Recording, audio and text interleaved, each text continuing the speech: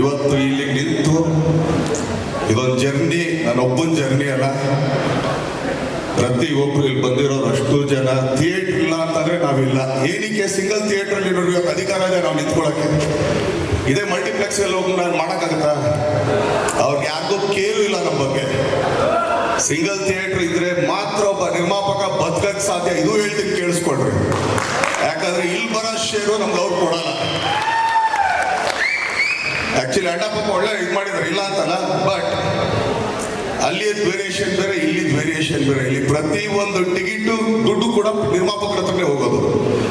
ಅಲ್ಲಿ ಯಾವ್ದೇ ಶೇರ್ ಇಲ್ಲ, ಇನ್ನೊಂದಿಲ್ಲ. ಅವ್ರು ಬಾಡಿಗೆ ಕಟ್ಟಿದ್ರೆ ಮಿಕ್ಕಿದಷ್ಟು ನಿರ್ಮಾಪಕಂದೆ.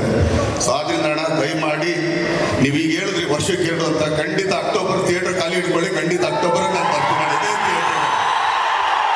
ಯಾಕಂದ್ರೆ ನಿನ್ನೆ ಕೂಡ ಪ್ರಕಾಶ್ ಹೇಳಿದೆ, ಅಕ್ಟೋಬರ್ಗೆ ಹೇಳ್ಬಿಡು ಚಿನ್ನ, ಅಕ್ಟೋಬರ್ಗೆ ಬಂದೇ ಬರ್ತೀವಿ. ತಮ್ ಕಟ್ಟಾಗ ದುಡ್ಡು ಕೊಡೋಣ, ಒಟ್ಟಲ್ಲಿ ಅಕ್ಟೋಬರ್ ಬಂದೇ ಬರ್ತೀವಿ ಅಂತ ಹೇಳಿ.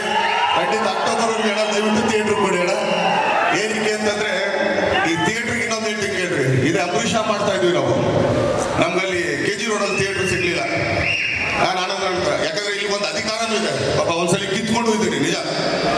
ಗಲಾಟೆ ಮಾಡಿ ಮನೆ ಹತ್ರ ಹೋಗಿ ಹಾವು ಎಗ್ರಾಡಿ, ಪಾಪ ಅಪ್ಪಿಗೆ ಮತ್ತೆ ನಮ್ಮ ರಾಘುಗಂತೂ ಎಷ್ಟೆಲ್ಲ ಮಾತಾಡಿದ್ರು ಫೋನಲ್ಲಿ, ನನಗೆ ಗೊತ್ತದು.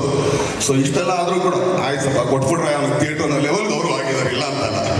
ಸೊ ಆದ್ರಿಂದ ಯಾವಾಗ ನಿಮಗೆ KG ರೋಡಲ್ಲಿ ಸಿಗ್ಲಿಲ್ಲ ಮೇನ್ ಥಿಯೇಟ್ರು, ನಾವು ಅಂಬರೀಷ್ ಸಿನಿಮಾನ ಇದೇ ಮೇನ್ ಥಿಯೇಟ್ರ್ ಮಾಡಿದ್ವಿ ಏನಣ್ಣ.